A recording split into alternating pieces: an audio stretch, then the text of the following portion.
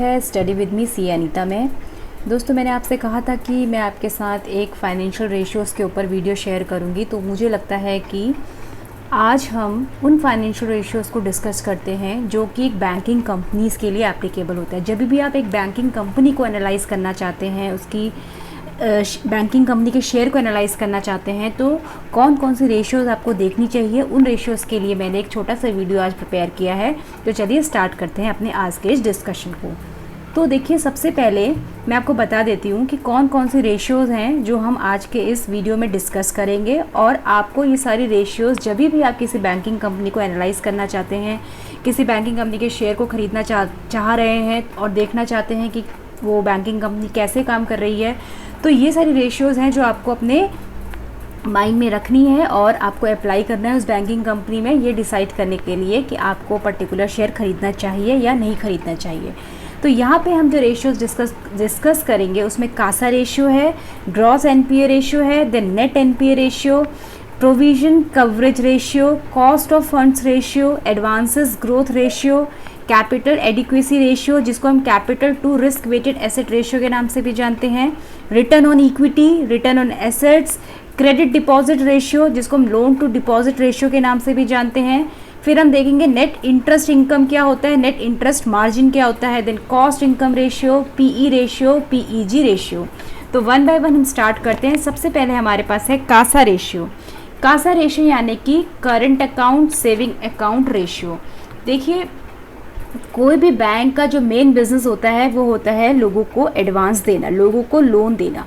अब वो जो लोन देना है बैंक को, उसके लिए बैंक के पास अपना पैसा भी होना चाहिए जिसको वो आगे लोन के तौर पर बांटे। तो इसका मतलब बैंक के पास जो डिपॉजिट, बैंक पब्लिक से डिपॉजिट कलेक्ट करता है और आगे लोगों को एडवांसेस लोन देता है। तो बैंक का जो डिपॉजिट है उसके ऊपर बैंक को, पब्लिक को कुछ इंटरेस्ट देना पड़ता है। जैसे कि अगर आपने किसी बैंक में फ़िक्स डिपॉजिट कराया है तो उसमें आपको एक हायर रेट ऑफ इंटरेस्ट मिलता है। वहीं अगर आपका सेविंग अकाउंट उस बैंक के साथ है तो उसमें आपको बहुत ही कम रेट ऑफ इंटरेस्ट मिलता है। और अगर करंट अकाउंट आपका उस बैंक में, करंट अकाउंट बिजनेसमैन खुलवाते हैं किसी भी बैंक में, तो करंट अकाउंट एक ऐसा अकाउंट है जिसके ऊपर बैंक कोई भी रेट ऑफ इंटरेस्ट नहीं देता है। यानी कि जो बैंक हमसे पब्लिक से डिपॉजिट लेता है उसके ऊपर बैंक को इंटरेस्ट देना पड़ता है, जो कि बैंक के लिए एक कॉस्ट होती है, राइट। तो कासा रेशियो मतलब अगर किसी बैंक के पास, जैसे आपको पता है करंट अकाउंट में और सेविंग अकाउंट में बैंक को कम रेट ऑफ इंटरेस्ट पे करना पड़ता है, यानी कि बैंक की कॉस्टिंग जो है वो कम हो जाएगी। तो अगर किसी बैंक के पास अच्छा खासा कासा है, इट मीन्स उसको चीपर रेट में फंड्स मिल रहे हैं जिसको वो आगे हायर रेट पे लोन या एडवांस के तौर पर दे सकता है और यहाँ से बैंक को प्रॉफिट होता है। इसीलिए किसी बैंक के लिए कासा अच्छा होना बहुत ज़्यादा ज़रूरी है। आप जानते होंगे काफ़ी सारे बैंक्स पीछे अट्रैक्टिव ऑफर्स दे रहे थे सेविंग अकाउंट्स में कि आप आइए हमारे पास सेविंग अकाउंट खोलिए, हम आपको एक अच्छा रेट ऑफ इंटरेस्ट देंगे। ये ऐसा बैंक क्यों करते हैं? ताकि उनका कासा जो है वो बढ़ सके, राइट। तो कासा रेशियो आप निकालेंगे कैसे? कासा रेशियो निकालने के लिए आप बैंक की बैलेंस शीट देखिए। बैलेंस शीट में आप देखिए कि बैंक के जितने डिपॉजिट्स हैं उसमें कितना पार्ट करंट अकाउंट का है और कितना पार्ट सेविंग अकाउंट का है। तो current account saving account deposits divided by total deposit, ये आपका कासा रेशियो हो गया है। तो देखिए, मैं आपको प्रैक्टिकली भी एक HDFC बैंक का एग्जाम्पल लेके दिखाती रहती हूँ कैसे हम इसको कैलकुलेट करेंगे। तो मैंने स्क्रीनर से एनुअल रिपोर्ट HDFC बैंक की डाउनलोड करी है और यहाँ पे वैसे तो जितनी भी रेशियोज अभी हम डिस्कस करेंगे हमें कैलकुलेट करने की ज़रूरत नहीं होती है, क्योंकि बैंक के एनुअल रिपोर्ट में ये सारी रेशियोज आपको कहीं ना कहीं मिल जाती है। आप कंट्रोल F करके फाइंड करेंगे, आपको सारी जो मेन की रेशियोज हैं वो बैंक की एनुअल रिपोर्ट में मिल जाएगी। लेकिन मेरा मकसद यहाँ पर आपको रेशियो कैलकुलेट करना सिखाना भी है, इसीलिए मैं आपको कैलकुलेट करके दिखा रही हूँ। तो चलिए कासा रेशियो देखते हैं। ये बैंक की एनुअल रिपोर्ट है जिसके अंदर बैंक के बारे में आपको सब कुछ मिल जाएगा। तो यहाँ पे अपने को हम कंट्रोल F की सहायता से सीधा बैलेंस शीट में चलते हैं बैंक की। ये ऑडिटर रिपोर्ट्स है, इसके नीचे बैंक की बैलेंस शीट आएगी। तो यहाँ देखिए बैलेंस शीट में बैंक के टोटल डिपॉजिट्स यहाँ पे हमें ये 1000 में है। शेड्यूल नंबर 3 में बैंक्स के टोटल डिपॉजिट है। तो अब हमें शेड्यूल नंबर 3 में जाना पड़ेगा डिपॉजिट्स का बाइफरकेशन देखने के लिए कि इस डिपॉजिट के अंदर क्या क्या है। तो शेड्यूल नंबर 3 में देखिए डिमांड डिपॉजिट जितने भी होते हैं ये आपके सारे करंट अकाउंट्स ही होते हैं और ये आपका सेविंग का डिपॉजिट है। तो वापस से आते हैं, मैं आपको दिखाती हूँ, यहाँ पे आ जाइए। तो हमने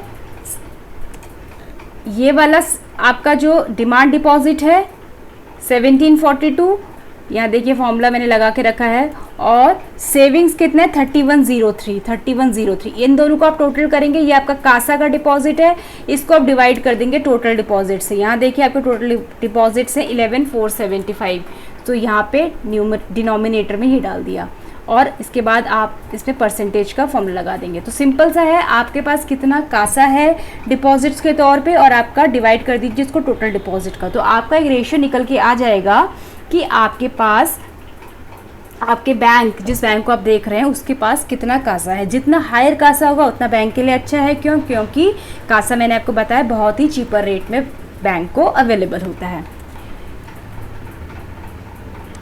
नेक्स्ट रेशियो देखते हैं ग्रॉस एनपीए रेशियो।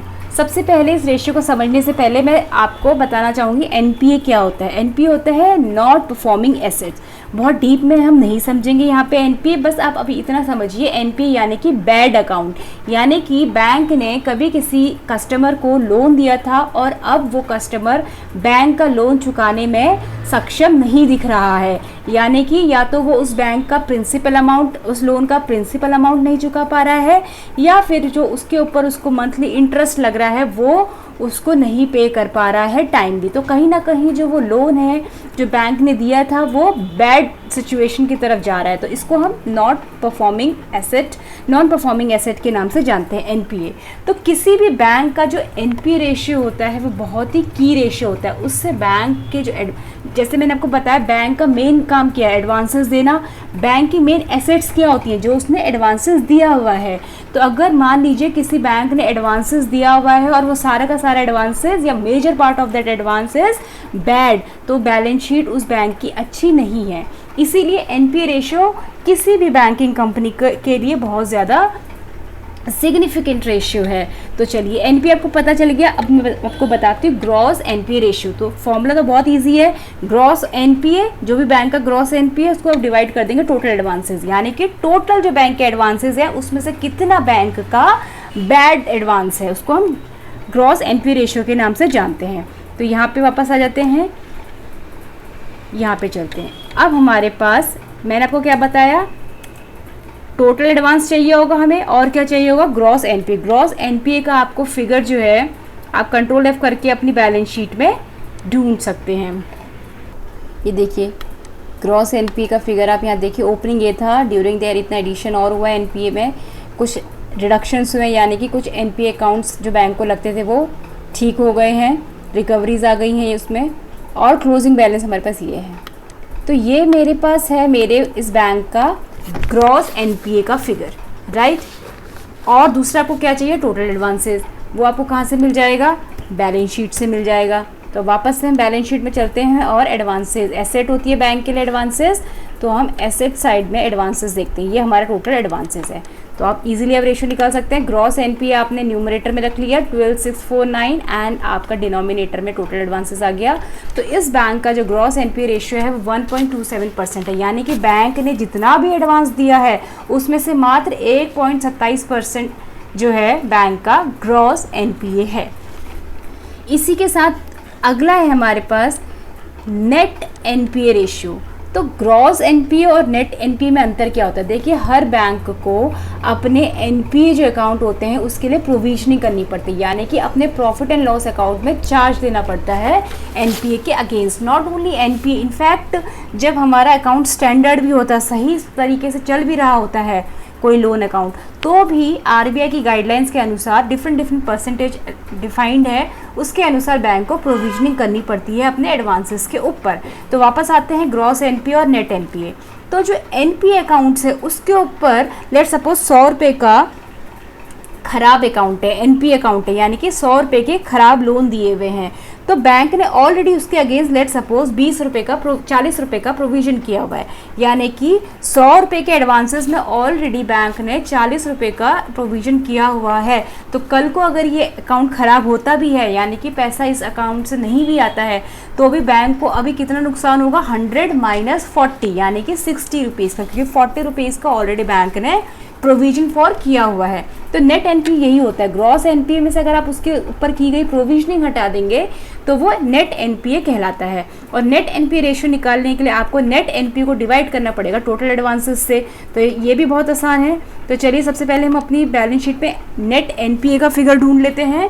हम वापस से चलते हैं अपनी मूवमेंट जो है एनपीए वाली शीट पे, यहाँ पे आ जाते हैं और यहाँ से हम देखते हैं नेट एनपीएस के ऊपर हमारी कैसी मूवमेंट है। तो यहाँ पे देखिए ओपनिंग बैलेंस था, ड्यूरिंग द इतना एडिशंस हुआ, रिडक्शंस हुए, और नेट एनपीए देखिए क्लोजिंग में हमारे पास 3542.36 हैं। तो आपको क्या करना है, ऊपर आप अपने न्यूमरेटर में आप अपने नेट एनपीएस ले लीजिए और डिनोमिनेटर में आपका आ जाएगा जो भी आपका टोटल एडवांसेस है, जो मैंने भी आपको दिखाया था 993702, राइट। तो 0.36% जो है बैंक का नेट एनपीए रेशियो है। ये सारे रेशियोज हम एचडीएफसी बैंक के देख रहे हैं और अभी तक मैं देखा कासा रेशियो भी बहुत अच्छा रहा है, ग्रॉस एनपीए रेशियो भी बैंक का सही है और नेट एनपीए रेशियो भी बैंक का सही है।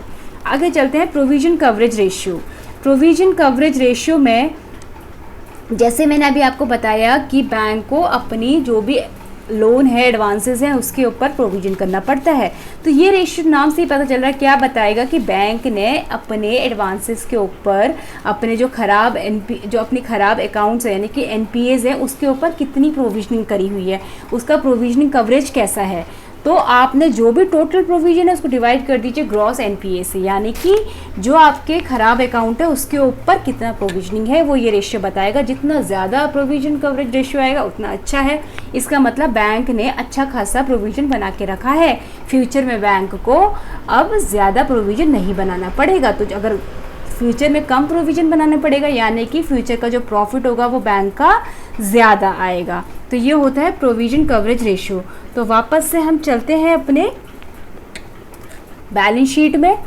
मूवमेंट ऑफ एनपीए में देखिए यहाँ पे आपको मूवमेंट ऑफ प्रोविजंस भी दिखा रहा है एनपीएस का। तो एनपीए के ऊपर जो क्लोजिंग प्रोविजन है वो है 9107 का। तो हम चलते हैं यहाँ पे रेशियो कैलकुलेट करने के लिए।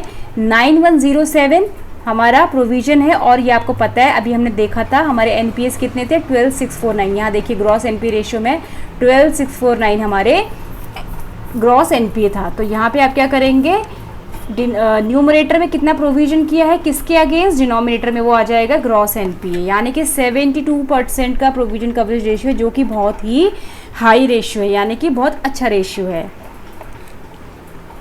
नेक्स्ट रेशियो हम देखेंगे कॉस्ट ऑफ फंड्स रेशियो। जैसे मैंने अभी आपको कासा रेशियो जब बताया था तो मैंने आपसे कहा था कि बैंक जो भी डिपॉजिट्स लेता है, जो आगे लोन के तौर पर देता है, उन डिपॉजिट्स पर बैंक को कुछ रेट ऑफ इंटरेस्ट पे करना पड़ता है, यानी कि वो बैंक की कॉस्टिंग होती है। तो कॉस्ट ऑफ फंड्स रेशियो यानी कि जो भी बैंक ने फंडिंग अवेल करी है, जहाँ से भी फंड्स लिए हैं उसके ऊपर बैंक की क्या कॉस्टिंग है उसको हम कॉस्ट ऑफ फंड्स रेशियो से जानते हैं।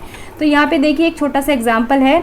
यहाँ पे हमने क्या करा है, डिफरेंट तरीके से सोर्स ऑफ फंड्स बैंक के पास हो सकते हैं। डिपॉजिट में current deposit, saving deposit, term deposit, या फिर बोरोइंग हो सकती है, बैंक ने आरबीआई से बोरोइंग करी है, किसी और बैंक से लिया है, या बॉन्ड्स एंड डिबेंचर्स। तो ये सारे सोर्सेज ऑफ फंड्स हैं जहाँ से बैंक ने पैसा अरेंज किया है और ये उनके ऊपर रेट ऑफ इंटरेस्ट है। जैसे कि करंट डिपॉजिट के ऊपर बैंक को कुछ भी रेट ऑफ इंटरेस्ट पे नहीं करना है। सेविंग के ऊपर लेट सपोज 4%, टर्म डिपॉजिट के ऊपर 4.5, अगर 1 मंथ वाला है, 6 मंथ्स वाला है तो 7%, 7.5%, 8%।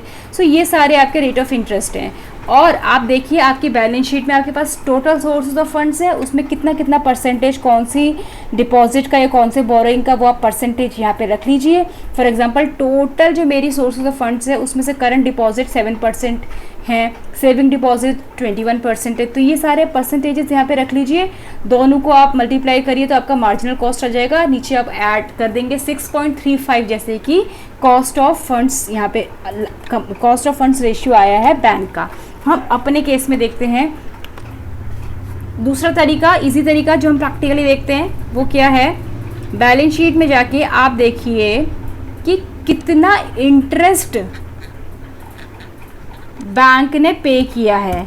जो इंटरेस्ट एक्सपेंस है बैंक का, बेसिकली वही उसको कॉस्टिंग लगी है फंड्स अरेंज करने की। तो हम प्रॉफिट एंड लॉस में जाते हैं। इंटरेस्ट एक्सपेंडिचर देखिए 58626, तो ये आपका टोटल एक्सपेंस आ गया है। यहाँ हमने न्यूमरेटर में इसको लिखते हैं 58626, और डिनोमिनेटर में क्या आना चाहिए, कॉस्ट ऑफ फंड्स रेशियो, यानी कि आपके टोटल कितने डिपॉजिट्स हैं। तो आपके टोटल डिपॉजिट देख लीजिए 11,475,022, 11,475,022। तो 5% की कॉस्ट ऑफ फंड्स रेशियो इस बैंक की है, विच इज़ नॉट बैड। उसके बाद है एडवांसेस ग्रोथ रेशियो। एडवांसेस, इसका फॉर्मूला क्या है, advances of last year minus advances of current year, यानी कि पिछले साल से इस साल में आपके एडवांसेस में क्या मूवमेंट आया, क्या वो बढ़े हैं या वो घटे हैं। अगर बढ़े हैं तो कितने से बढ़े हैं, घटे हैं तो कितने से घटे हैं। तो ऊपर आपका बेसिकली चेंज इन एडवांसेस आ जाएगा फ्रॉम द लास्ट ईयर, और डिनोमिनेटर में लास्ट ईयर का, क्योंकि इसी तरीके से तो हम परसेंटेज निकालते हैं कि चेंज ऊपर आ जाएगा न्यूमरेटर में, और डिनोमिनेटर में किससे कंपेयर कर रहे हैं हम, लास्ट ईयर के एडवांसेस से, इसलिए डिनोमिनेटर में एडवांसेस ऑफ लास्ट ईयर। तो अपने एग्जांपल में देखते हैं हम advances growth ratio HDFC bank का। ये अभी हमने देखा था अपनी बैलेंस शीट में, ये हमारा इस साल का एडवांस था। मैं आपको दिखा देती हूँ फिर से बैलेंस शीट में, एडवांसेस में आ जाइए। ये हमारा करंट ईयर का एडवांस है, ये हमारा लास्ट ईयर का एडवांस है। तो दिस माइनस दिस आप डिवाइडेड बाय लास्ट ईयर का एडवांस है, आपको क्या मिल के आ जाएगा, एडवांस ग्रोथ रेशियो। तो ये पॉजिटिव 21% आ रहा है, यानी कि पिछले साल के मुकाबले इस साल बैंक के 21% एडवांसेस बढ़े हैं, और किसी भी बैंक के एडवांसेस बढ़ना एक अच्छी बात है, राइट। तो ये अगर नेगेटिव आता तो क्या होता है, इसका मतलब घटा है, पिछले साल के कंपैरिजन में इस साल हमारे एडवांसेस घटे हैं। अच्छा, एक चीज़ आपको और यहाँ पे ध्यान रखनी है, जैसे मैंने आपसे कहा कि बैंक के एडवांसेस बढ़ना बैंक के लिए बहुत अच्छा है, क्योंकि वही एक सबसे बड़ा एसेट बैंक के लिए होता है जिसके ऊपर बैंक को इनकम अर्न होती है।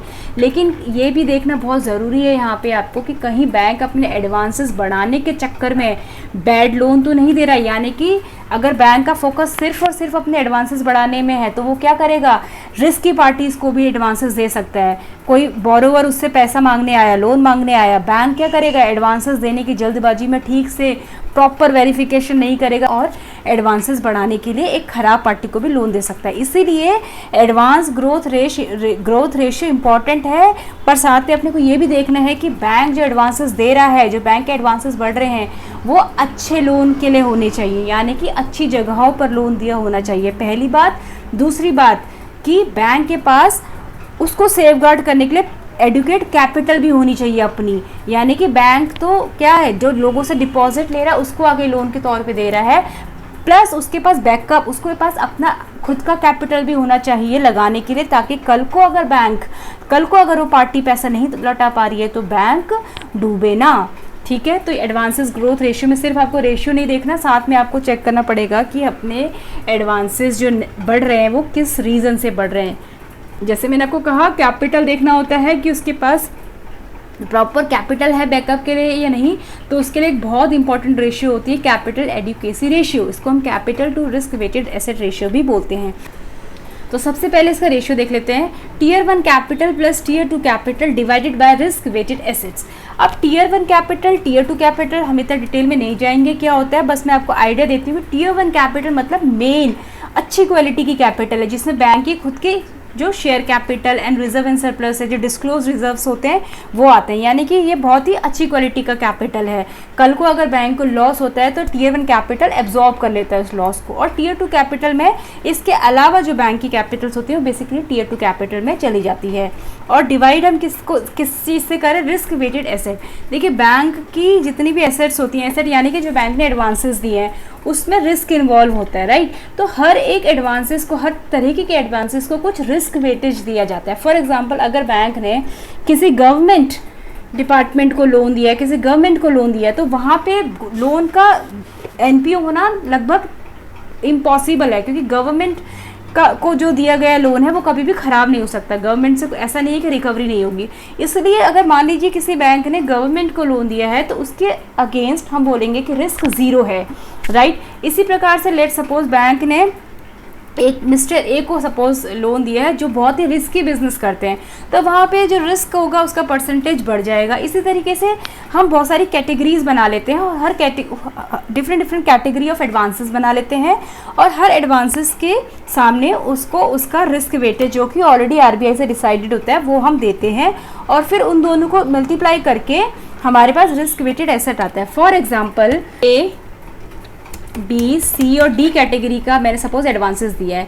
ए कैटेगरी में लेट सपोज मैंने दिया है 100 रुपया, बी कैटेगरी में लेट सपोज मैंने दिया है 200 रुपया, फिर मान लेते हैं 100 रुपया दिया है यहाँ पे, ठीक है, और फिर मान लेते हैं 300 रुपया दिया है। अब इसके अगेंस्ट रिस्क वेटेज देना, मान के चलते हैं इसमें कोई रिस्क नहीं है, मान के चलते हैं इसमें 1% का रिस्क है, ठीक है, मान के चलते हैं इसमें 20% का रिस्क है, मान के चलते हैं इसमें 10% का रिस्क है। तो अब क्या करेंगे, यहाँ पे रिस्क वेटेड एसेट ये तो बिल्कुल ज़ीरो हो गया, इंटू करना है सबको 1% यानी कि 20% एंड 30, यानी कि इनका टोटल कर दिए 30, 50, 52 हमारे रिस्क वेटेड एसेट है 52 रुपीज़ के। तो आप अपना कैपिटल जो आपका टीयर 1 कैपिटल है और टीयर 2 कैपिटल है उसको डिवाइड करेंगे रिस्क वेटेड एसेट जो कि आपका इस केस में 52 है। तो यहाँ से आपका कैपिटल एडिक्वेसी रेशियो निकलता है। हम अपने एग्जांपल में जाते हैं। यहाँ पे हमने डायरेक्ट अपनी बैलेंस, क्योंकि आपको tier 1 capital and tier 2 capital balance sheet से निकालने में डिफ़िकल्ट होगा, इसलिए हमने डायरेक्ट यहाँ पे क्या करा, कैपिटल एडिक्वेसी रेशियो डाला और हमने यहीं से उसका परसेंटेज ले लिया। देखिए 1920 में 18.5 का बैंक का कैपिटल एडिक्वेसी रेशियो है। जो आरबीआई ने डिसाइड किया है वो 9% to 12% रहना चाहिए कैपिटल एडिक्वेसी रेशियो, जबकि इस बैंक का 18.50% है, which is again a good ratio. Next है हमारे पास रिटर्न ऑन इक्विटी। ये बहुत ही सिंपल रेशियो है, आप सभी जानते हैं। Net income divided by share holders equity. Share holders equity means equity share capital plus reserve and surplus, because reserve and surplus is nothing but the part of the share holders capital only. तो share holder equity में आपका equity share capital plus reserve and surplus आ जाएगा और net income यानी कि जो भी आपका प्रॉफिट आफ्टर टैक्स है that is your net income. तो वो हम डायरेक्टली यहाँ से निकाल लेते हैं, इसमें कुछ भी डिफिकल्ट नहीं है। सो यहाँ पे हम निकालते हैं, अपनी बैलेंस शीट में चलते हैं और सबसे पहले देखते हैं कि प्रॉफिट एंड लॉस अकाउंट में चलते हैं। प्रॉफिट एंड लॉस अकाउंट आपका 94 पेज में है शायद, अच्छा नीचे आते हैं, ये प्रॉफिट एंड लॉस अकाउंट। तो यहाँ पे देखिए आपका प्रॉफिट कितना है, नेट प्रॉफिट 2625, राइट, 2625.73। आप देख सकते हैं न्यूमरेटर में एंड डिनोमिनेटर में शेयर होल्डर्स इक्विटी आएगा which is this plus this, ठीक है, capital and reserve and surplus. तो मैंने डिनोमिनेटर में 1798 रख लिया है। तो ये आपका रिटर्न ऑन इक्विटी आ गया 15%, यानी कि बैंक ने जो पैसा कैपिटल लगाया उसके ऊपर वो 15% का रिटर्न अर्न कर रहा है। उसके बाद नेक्स्ट हमारे पास रेशियो है क्रेडिट डिपॉजिट रेशियो या लोन टू डिपॉजिट रेशियो। ये भी बहुत आसान रेशियो है। क्रेडिट डिपॉजिट रेशियो यानी कि आपके पास जितना डिपॉजिट है उसमें से आप कितना क्रेडिट यानी कि लोन ही होता है, इसलिए इसका दूसरा नाम क्या है, लोन टू डिपॉजिट रेशियो। यानी कि बैंक के पास जितना डिपॉजिट है उसका कितना % बैंक आगे लोन के तौर पे दे पाती है। अपने एग्जांपल में चलते हैं। सो यहाँ पे इस बैंक का देखते हैं। इस बैंक का आपको पता है टोटल एडवांसेस अभी मैंने आपको दिखाया था, फिर से दिखा देती हूँ एक बारी। हमारी बैलेंस शीट ओपन है। बैलेंस शीट में देखिए आपके एडवांसेस 9937 और देखिए टोटल डिपॉजिट कितने हैं 11475, यानी कि 993 आपका न्यूमरेटर में आ गया और 1147502 आपका डिनोमिनेटर में आ गया। तो ये आपका इतने डिपॉजिट में से 1147502 डिपॉजिट्स में से 993703 जो है वो बैंक ने एडवांसेस के तौर पे दे दिया, यानी कि 87% बैंक जितना भी डिपॉजिट लेता है, अगर 100 रुपये का डिपॉजिट लेता है तो उसमें से 87 रुपीज़ आगे लोन के तौर पर दे पाता है, राइट। अगला है रिटर्न ऑन एसेट। जैसे हमने रिटर्न ऑन इक्विटी देखा था वैसे ही रिटर्न ऑन एसेट्स है। यहाँ पे रिटर्न हम किसके कंपैरिजन में निकाल रहे हैं, जो बैंक के टोटल एसेट है, ठीक है। वहाँ पे हमने अभी हम थोड़ी देर पहले शेयर होल्डर्स के ऊपर, जो शेयर होल्डर का जो कैपिटल है उसके ऊपर कितनी रिटर्न कमाते हैं बैंक वो देखा था। अब यहाँ पे हम देखेंगे कि टोटल एसेट के ऊपर बैंक कितना प्रॉफिट कमाता है। तो ये भी बहुत ईजी रेशियो है। तो यहाँ पे चलते हैं यहाँ पे देख लीजिए बैंक का अभी हमने देखा था,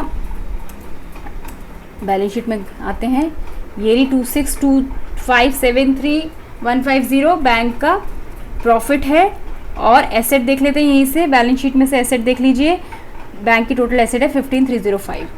ठीक है, सो न्यूमरेटर में आपके पास क्या आ गया, जो आपने प्रॉफिट कमाया है, और डिनोमिनेटर में आपके टोटल एसेट्स बैंक के। तो बैंक का जो ROA है वो 2%। 2% बहुत अच्छा ROA है, मैं आपको बताती हूँ। अगर कोई बैंकिंग आप कंपनी देख रहे हैं जो 1% से 2% के बीच में है, जिसका ये ROA वो बहुत अच्छा माना जाता है। उसके बाद नेट इंटरेस्ट इनकम, नाम से आपको पता चल रहा है बहुत ही आसान है नेट इंटरेस्ट इनकम। बैंक देखिए डिपॉजिट्स लेता है, जैसे मैंने आपको बताया डिपॉजिट के ऊपर बैंक को क्या करना पड़ता है, इंटरेस्ट पे करना पड़ता है। इसी तरीके से उस डिपॉजिट को उठा के बैंक आगे लोन की तरह दे देता है, जहाँ से बैंक को इंटरेस्ट इनकम मिलती है। तो जो बैंक को इंटरेस्ट इनकम मिल रही है उसमें से बैंक को जो इंटरेस्ट एक्सपेंस पे करना पड़ रहा है उससे आप माइनस कर देंगे, तो आपके पास नेट इंटरेस्ट इनकम, जिसको हम NII के नाम से जानते हैं, वो आपको मिल जाएगा। और NIM क्या होता है, नेट इंटरेस्ट मार्जिन। इसका मतलब आपकी नेट इंटरेस्ट इनकम कितनी है एडवांसेस के ऊपर, यानी कि NII डिवाइडेड बाय एडवांसेस। तो आप कितना नेट इंटरेस्ट इनकम कमा पा रहे हैं अपने एडवांसेस के ऊपर। ये भी एक बहुत की रेशियो होता है बैंकिंग कंपनी के लिए। तो चलिए अपने एग्जांपल में देखते हैं हमारा सबसे पहले NII अगर मैं आपको बताऊं, interest income minus interest expense आप कर लेंगे। Balance sheet profit and loss account में चलते हैं, ये रहा आपका इंटरेस्ट इनकम, ये रहा आपका इंटरेस्ट एक्सपेंसेस। तो यहाँ से आप सीधा तरीके से निकाल सकते हैं, ये देखिए।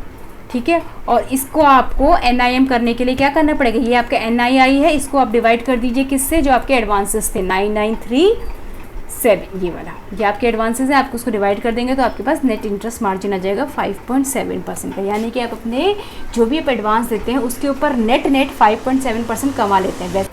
तो वैसे तो आपको जो रेट ऑफ इंटरेस्ट मिलता है आपके एडवांसेस में 5.7% से ज़्यादा होता है, लेकिन हम यहाँ पे क्या निकाल रहे हैं, उस वो जो भी आपको रेट ऑफ इंटरेस्ट मिलता है उसमें से हम क्या हटा रहे हैं, जो उसके ऊपर आपने डिपॉजिट के ऊपर जो इंटरेस्ट एक्सपेंस पे किया उसको आप हटा दीजिए।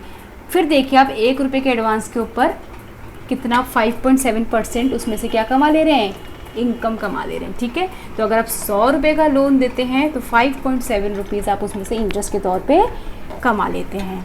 नेक्स्ट रेशियो है कॉस्ट इनकम रेशियो। तो ये इतना इंपॉर्टेंट रेशियो नहीं है, फिर भी मैं आपको बता देती हूँ। इसमें आपको नॉन इंटरेस्ट एक्सपेंडिचर, आपकी जो टोटल इनकम हो रही है उसमें से कितना पार्ट नॉन इंटरेस्ट एक्सपेंडिचर की तरफ जा रहा है वो आपको कैलकुलेट करना पड़ता है। ये जितना कम हो उतना सही है, क्योंकि बैंक का काम बाकी चीज़ें नहीं है। तो नॉन इंटरेस्ट एक्सपेंडिचर जो है, इंटरेस्ट पे करने के अलावा जो एक्सपेंस है वो आपकी टोटल इनकम के ऊपर कितना चार्ज ले रहा है, वो देखने के लिए है एक रेशियो। तो आपको अपनी नॉन इंटरेस्ट एक्सपेंस निकालना है सबसे पहले। तो अब अगर अपने प्रॉफिट एंड लॉस अकाउंट में देखेंगे नॉन इंटरेस्ट एक्सपेंस, तो ये वाला छोड़ के बाकी ये दोनों हमारा नॉन इंटरेस्ट एक्सपेंस हो गया। तो यहाँ पे देखिए 3069, राइट, ये वाला। तो इसको हम अपने एग्जांपल में देखते हैं। सबसे पहले हमें अपनी balance sheet profit and loss account से नॉन इंटरेस्ट एक्सपेंडिचर निकालना पड़ेगा, नेट टोटल इनकम निकालना पड़ेगा, राइट। तो ऑपरेटिंग एक्सपेंसेस, यानी कि ऊपर वाला तो इंटरेस्ट एक्सपेंस है, ये वाला ये एक्सपेंस आपकी हो गई नॉन इंटरेस्ट एक्सपेंस। और डिनोमिनेटर में आपको क्या चाहिए, नेट टोटल इनकम, जो आपको पता ही है अभी नेट टोटल इनकम कितनी है, ये रही आपकी टोटल इनकम। ठीक है, 1380। सो यहाँ से आपका 22%, यानी कि आपके टोटल इनकम जो भी आप कमाते हो उसमें से 22% आपके पास आपको कहाँ देना पड़ता है, आपको यानी कि बैंक को कहाँ देना पड़ता है, नॉन इंटरेस्ट एक्सपेंडिचर की तरफ, जो बाकी दूसरे खर्चे हैं बैंक के। ठीक है, उसके बाद है हमारे पास PE रेशियो। PE रेशियो यानी कि प्राइस अर्निंग रेशियो। ये रेशियो क्या बताता है, ये रेशियो हमको बताता है कि एक कंपनी अपने शेयर पे जो अर्निंग है, अर्निंग पर शेयर, उसके मुकाबले, यानी कि एक शेयर पे जो अर्निंग कमा रही है उसके मुकाबले उसका मार्केट में प्राइस कितना गुना है। अगर मान लीजिए ये मेरे पास निकल के आता है 5, इसका मतलब क्या होगा, 1 रुपये की इनकम जिस शेयर से होती है उस शेयर को खरीदने के लिए मार्केट में मुझे कितना प्राइस देना पड़ेगा, 5 रुपया। ठीक है, तो ये होता है PE रेशियो। अब अपने इस केस में हम देखते हैं PE रेशियो हमने कैसे निकाला है। PE आपको इस पर्टिकुलर शेयर का मार्केट प्राइस पता होना चाहिए और अर्निंग पर शेयर आपको पता चल जाएगा बैलेंस शीट से। HDFC बैंक का जो PE रेशियो निकल के आ रहा है वो 18% निकल के आ रहा है। अब लास्ट रेशियो हमारे पास है PEG रेशियो। PEG रेशियो यानी कि प्राइस अर्निंग ग्रोथ रेशियो। तो इसमें बेसिकली हम क्या करते हैं, जो हमारा PE रेशियो है उसको हम अर्निंग्स में जो ग्रोथ रेट होता है उससे कंपेयर करके देखते हैं। तो पीई रेशियो बेसिकली एक रिलेशनशिप हो गया किसके बीच में, जो उस पर्टिकुलर शेयर का पीई रेशियो है और उसकी जो प्रोजेक्टेड अर्निंग ग्रोथ रेट है, राइट। मान लीजिए अगर किसी कोई एक इसी कंपनी का मानते हैं पीई रेशियो आता है 12 और मुझे लगता है जो इसकी ईपीएस ग्रोथ रेट है वो 10% तक होने वाली है। इसका मतलब पीई रेशियो क्या होगा, आपको न्यूमरेटर में लेना है पीई, जो कि मैंने आपको बोला जैसे कि लेट सपोज 12 है और मैंने बोला कि ईपीएस ग्रोथ रेट जो हम प्रोजेक्ट कर रहे हैं वो 10 है, तो डिनोमिनेटर में 10 आ जाएगा। 12 डिवाइडेड बाय 10 तो कितना आ जाएगा 1.2। इसका जो पीई है 12 है और मुझे लगता है 10% से ये ग्रो करेगा अर्निंग इसका, तो 1.2 इसका पीई रेशियो आता है। इसका मतलब क्या हुआ, इसका मतलब ये बोल रहा है कि मार्केट में अभी जो शेयर की वैल्यू है वो ओवर एस्टिमेट हो रखी है, कितने से 20% से, क्योंकि बिल्कुल अगर बराबर आएगा 1, अगर सपोज ये 1 आता है इसका मतलब जो मैं मार्केट में इसका पी जितने में ये मिल रहा है बेसिकली जो इसका पीई रेशियो है और जो इसकी हम प्रोजेक्ट कर रहे हैं अर्निंग में जो ग्रोथ होगी वो बराबर है, तो मार्केट इसका मतलब शेयर जो है वो बिल्कुल सही प्राइस पे चल रहा है। अभी इस केस में 1.2 आया यानी कि 20% ओवर एस्टिमेटेड है। इसी के अलावा अगर आप दूसरा एक एग्जांपल लेते हैं जिसमें हम मान के चलते हैं 12 ही है हमारी पीई, लेकिन ग्रोथ रेट में 15 एज्यूम करके चल रही थी, हमारे पास कितना देगा 0.8, यानी कि इस केस में हमारा जो शेयर है वो 20% से अंडर एस्टिमेटेड है। ठीक है, इसकी प्राइसिंग अभी 20% से अंडर एस्टिमेटेड है, बट ये थ्योरेटिकली है, आपको देखना भी पड़ेगा और चीज़ें फैक्टर्स भी कि भैया ओवर एस्टिमेट है कि अंडर एस्टिमेटेड। उसके लिए आपको अदर फैक्टर्स देखने पड़ेंगे जैसे कि बैंकिंग जो भी कंपनी है उसका मैनेजमेंट कैसा है, उसके फ्यूचर में कुछ ऐसी कोई न्यूज़ तो नहीं है, कोई एडवर्स न्यूज़ तो नहीं है, कोई फेवरेबल न्यूज़ तो नहीं है, तो ये सारी चीज़ें आपको अलग से देखनी पड़ेगी अपार्ट फ्रॉम द रेशियोज़। आप सिर्फ रेशियोज़ को देखकर, वैसे रेशियोज़ आपको पूरी जो कंपनी है उसका फाइनेंशियल पिक्चर अच्छे से प्रोजेक्ट कर देगी, लेकिन इसके अलावा आपको कुछ और चीज़ें भी देखनी पड़ती है जो आपको अपनी कॉमन सेंस के थ्रू देखनी पड़ेगी।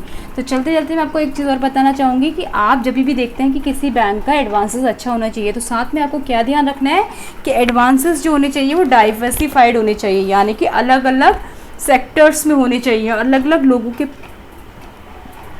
लोगों के पास होने चाहिए। यही नहीं कि बैंक का मेजर एडवांस एक या दो लोगों के हाथ में ही है। क्यों, इससे क्या होगा, अगर वो दो लोगों का बिजनेस डूबा, वो दो लोग डूबे तो बैंक भी डूबा, सारे एडवांसेस खत्म। इसलिए क्या होना चाहिए, एडवांसेस डाइवर्सिफाइड होने चाहिए, डिफरेंट सेक्टर्स में होने चाहिए, डिफरेंट लोगों को होने चाहिए। ठीक है, और जैसे आपने भी सारी रेशियोज़ देखी, आप क्या करेंगे, जैसे मैंने आपको HDFC बैंक की सारी रेशियोज़ बताई, आप साथ में ले लीजिए, सेम आप ऐसे शीट बनाइए और यहाँ पे एक कॉलम में आप कोई दूसरा बैंक ले लीजिए। फॉर एग्जांपल ये HDFC बैंक है तो आप ले लीजिए कोटक बैंक ले लीजिए और ICICI ले लीजिए। ऐसे अपने हिसाब से बैंक्स लेके उनकी भी आप इस तरीके से एनुअल रिपोर्ट्स डाउनलोड करके सारे रेशियोज़ निकालिए।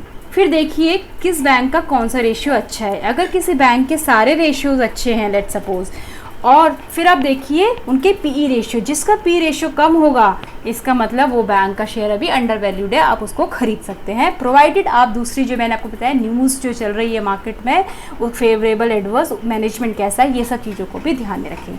तो आई होप ये वीडियो आपके लिए हेल्पफुल होगा। इस वीडियो को हम यहीं पर फिनिश करते हैं, मिलेंगे आपसे नई वीडियोज़ के साथ, तब तक के लिए थैंक यू।